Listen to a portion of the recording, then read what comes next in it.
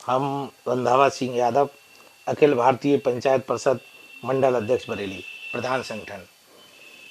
हम जो है ग्राम पंचायत बुर्रा फरीदपुर, विकासखंड उजानी, जिला बदायूं, उत्तर प्रदेश। इससे हम बुर्रा फरीदपुर के प्रधान हैं। और हमारी जो प्रधान साथी हैं, मेरी उनके लिए बहुत बहुत शुभकामनाएं हैं कि वो दोबारा जो है सब लोग जीत के आएँ और जो हमारी अधूरी योजनाएं रह गई हैं धरातल पर लाने के लिए, उनको हम पूरा करेंगे। और इसके साथ साथ जो सरकार से हमारी मांगें थीं, वो कई हद तक हमारी मांगें मानी गई हैं। इसके लिए हम सरकार का भी बहुत बहुत धन्यवाद देते हैं। आज हमारे मध्य में प्रधान संघ के मंडल अध्यक्ष रंधावा यादव जी उपस्थित हैं और आज उनसे राजनीतिक, धार्मिक और सामयिक चर्चा होगी।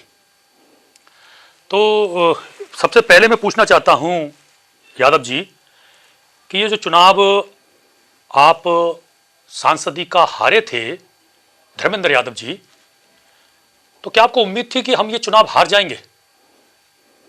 ऐसा है, राजनीति में कोई परमानेंट तो होता नहीं है। जनता का अपना जो है रुझान होता है। अगर जनता को ऐसा लगा कि भाई सही काम कोई नहीं कर पाता है तो जनता उसे हटा देती है। लेकिन सांसद जी ने काफ़ी फिर अपने हिसाब से बहुत काम किया उन्होंने, और जो है लोगों के दिलों में वे हमेशा बसे रहे, आगे भी बसे रहेंगे।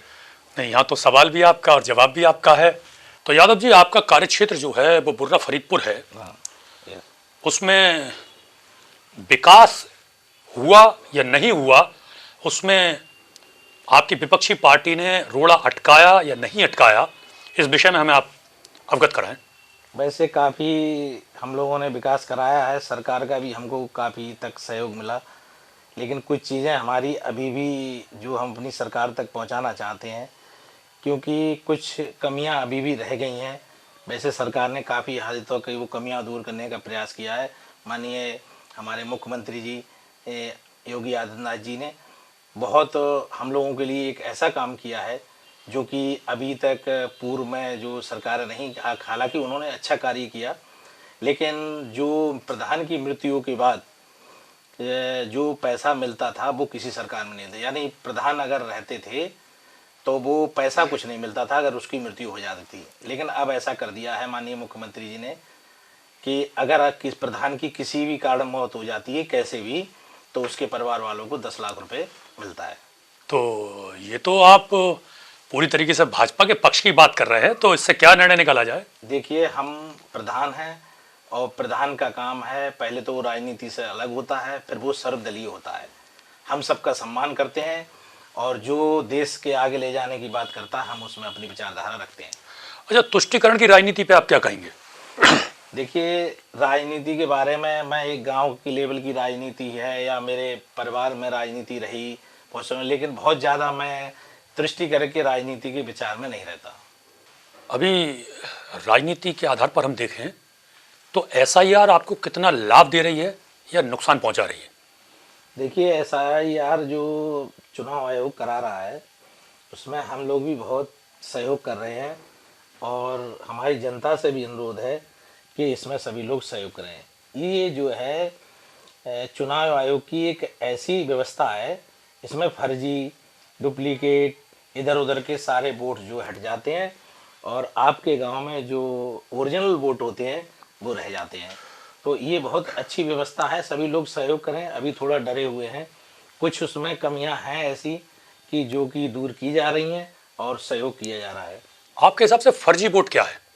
फर्जी वोट जैसे कि किसी व्यक्ति का एक जगह दो, एक ही लिस्ट में दो जगह नाम है, या किसी का नाम रामपाल है या रामपाल की जगह राम हो गया है, पाल वो ही डाल रहा है, पिताजी का नाम वो ही है, ऐसे फर्जी वोट हो जाते हैं उसमें।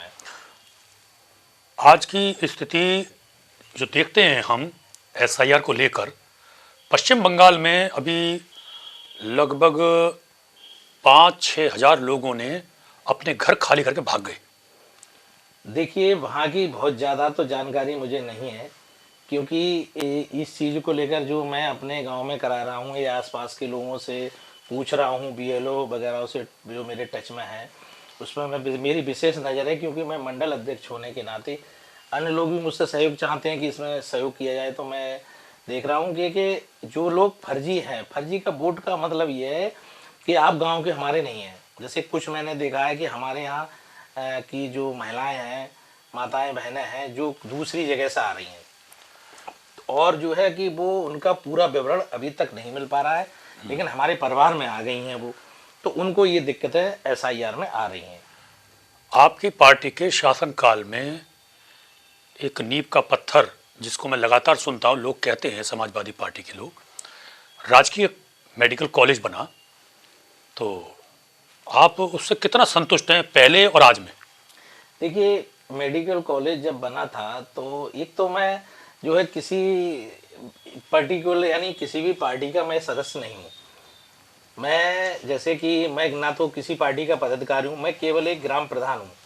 इसलिए मुझे उसमें ना जोड़ा जाए कि मैं पार्टी के किसी का हूँ, क्योंकि मेरे पास जो है सर्वदलीय जो लोग, मैं सबका सम्मान करता हूँ और सभी के साथ मैं अपना रहना चाहता हूँ। इसलिए मैं किसी पर्टिकुलर, लेकिन जो अभी मैं जाता हूँ कभी कभी इसमें मेडिकल कॉलेज में, तो मैं देखता हूँ कि अव्यवस्थाएं बहुत है वहाँ पर। एक तो सबसे बड़ी समस्या वहाँ पर एक है, किसी भी मरीज को हम ले जाते हैं तो वो ठीक होने लायक होता भी है, फिर भी यहाँ कर एक जो कर्मचारी वगैरह हैं वो अपना सरदर्दी उतारने के लिए जो है उसे रेफर कर देते हैं। या तो इसमें क्या सुधार हो सकता है? अब इसमें शासन को लिखा जाएगा, हम लोग भी लिखेंगे और आप लोगों से भी हम सहयोग मांगेंगे कि भाई इस पे विचार विमर्श किया जाए। वैसे हमारे 2017 के चुनाव के पश्चात अब तक कोई ऐसा दिलदार पैदा नहीं हुआ किसी भी पार्टी का कि जो इस राजकीय मेडिकल कॉलेज के विषय में लिखकर मुख्यमंत्री को, प्रधानमंत्री को भेज पाए। अभी देखो, प्रयास तो यहाँ के जो जनप्रतिनिधि उन्होंने किया है, लिखा भी है, शासन को भी लिखा है, माननीय मुख्यमंत्री जी को भी लिखा है, उन्होंने उस पर संज्ञान भी लिया है, और हो सकता है कि अब आप लोगों के सहयोग से इसमें सुधार हो जाए। आपका जो ग्रामीण प्रवेश है उसमें आपकी भूमिका प्रधान के रूप में रही है। आपके ग्रामीण प्रवेश में जितने भी विद्यालय हैं सरकारी, उनकी दशा इस समय क्या है? देखिए, 2017 में जब माननीय अखिलेश यादव की सरकार बनी थी, उससे माननीय योगी आदित्यनाथ जी की सरकार तक माननीय मुख्यमंत्री, बहुत सारा सब कुछ बदल गया है और बहुत सारी धरातल पे चीज़ें आई हैं। जो स्कूलों में बड़ी बड़ी घास रहती थी, बड़ी बड़ी, उनमें सारे में इंटरलॉकिंग हो रही है, अधिकतर स्कूलों की व्यवस्था ठीक की जा रही है, लेकिन फिर भी अभी कमी रह गई है। उनके लिए सुधार करने का हम लोग प्रयास कर रहे हैं। नहीं तो जैसे कि दिखाया जा रहा है कि विद्यालयों में चित्र बनाए जाते हैं, दीवारों पर डिजिटल क्लासेज हो जाती हैं, क्या ऐसा हुआ है? हाँ हाँ, अभी जो कुछ स्कूलों को गवर्नमेंट की तरफ से, प्रधान लोगों की तरफ से लिया गया है, और उनमें जो है कि बड़े बड़े LCD वगैरह ये लगाई गई हैं, टाइल कलर किया गया है, रंग रोहन किया गया है, उनके लिए बड़ा मोडिफाई किया गया है, जिसमें वाईफाई, कैमरा, डिजिटल लैब, ये सारी चीज़ें की जा रही हैं। पहले से बहुत ज़्यादा स्कूल बेहतर हो गए हैं। आपके गांव में सबसे, इस क्षेत्र के सबसे अच्छे मंदिरों में, पवित्र मंदिरों में भोलेनाथ का मंदिर है, जहाँ पर भगवान शिव के दिवस पर एक बड़ी भीड़ होती है जिसमें पैर रखना भी मुश्किल हो जाता है, और वह कांवरियों के समय में भी। तो अब मैं तो गए हुए लगभग 20 साल हो गए इस मंदिर पर। तो क्या बदलाव आया है 20 सालों में, 15 सालों में, 10 सालों में क्या बदलाव आया है उस मंदिर को लेकर, जिस तरीके से उस मंदिर को हमने इस बदायूं जिले की धरोहर बनाने का काम किया है? देखिए, पहले जो है मंदिर हमारा, जो हमने सुना है अब तक कि जो 100 वर्ष के पूर्व होकर लोग चले गए यहाँ से, उनने अपने 100 वर्ष के पूर्व लोगों से पूछा, जैसे उनके बाबा थे, तो उन्होंने भी ये बताया कि ये मंदिर हमारे समय में नहीं बना। वो जो है मंदिर वीरों की भूमि रही है। वहाँ पर जो है बहुत बहुत बड़े जो स्वतंत्रता संग्राम सेनानी थे, उन्होंने वहाँ पर रहन सहन उनका रहा है। वहाँ पर अंग्रेजों की दबिश पड़ती थी, ऐसा सुनने में आया हम लोगों को, जो हमारे पूर्वज थे बताते थे। और मंदिर जो है अब उसका कार्य चल रहा है, और सड़कें वगैरह भी ठीक की जा रही हैं, और मंदिर को विशाल रूप यानी 2 करोड़ से ऊपर का उसका लगभग प्रोजेक्ट है। वो मंदिर का कार्य चल रहा है और उसे हम भव्य बनाने का प्रयास कर रहे हैं। उस मंदिर के अनन्य भक्तों में आपके पूरे परिवार की गिनती होती है और आप सेवक के रूप में वहाँ पर अपनी उपस्थिति बनाते हैं बड़े कार्यक्रमों में। क्या वहाँ पर भी कुछ राजनीति चलती है? नहीं नहीं, वहाँ पर देखिए, मैं मानता हूँ हमारा जो मंदिर है उसमें सलीम इकबाल शेरवानी जी ने सबसे पहले उसको सड़क डलवाई। चेतना सिंह अध्यक्ष हैं जिला पंचायत, उन्होंने उस पर सारा सीसी करवाया। माननीय BL वर्मा जी, माननीय मंत्री जी ने वहाँ पर लाइट दी है। उसके साथ साथ हिमांशु यादव ने भी काफ़ी वहाँ पर जो काम करने का प्रयास किया है और आशीष यादव जी ने वहाँ पर एक बारात घर दिया था जिसमें लोग कांवड़िया वगैरह ठहरते हैं। उसके बाद हमारे जो है विधान परिषद के सदस्य हैं श्री माननीय भागीश पाठक जी, उन्होंने प्याऊ दी है। यानी लगभग मैं मानता हूं कि ऐसा कोई जनप्रतिनिधि नहीं है जिससे बदायूं जिले की सबसे ताकतवर सीट, सुरक्षित सीट मानी जाती थी शेखुपुर विधानसभा, और हमें लगता था कि भारतीय जनता पार्टी से ये सीट कोई छीन नहीं पाएगा, क्योंकि 15 से 20% यादवों ने सपोर्ट करके वोट देने का काम किया। उनकी हार के कारण में क्या रहा?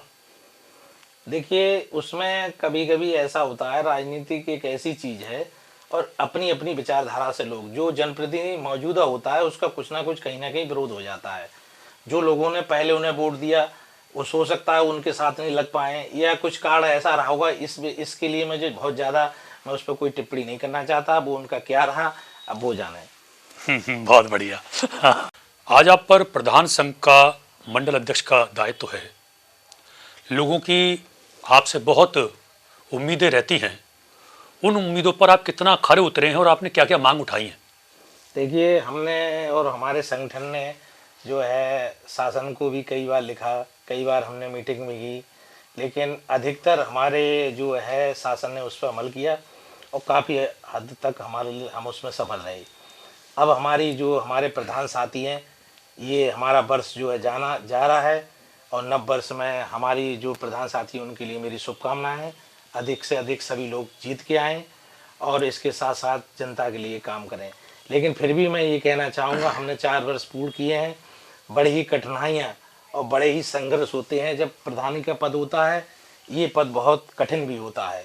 इसके लिए जो लोग चलाते हैं और जो लोग इस पर काम करते हैं वो जानते हैं। इसी के साथ साथ मेरी शुभकामनाएं हैं आपके लिए भी और जो हमारे प्रधान साथी हैं उनके लिए भी कि अगले वर्ष वो सभी जीत के आएँ दोबारा। धन्यवाद।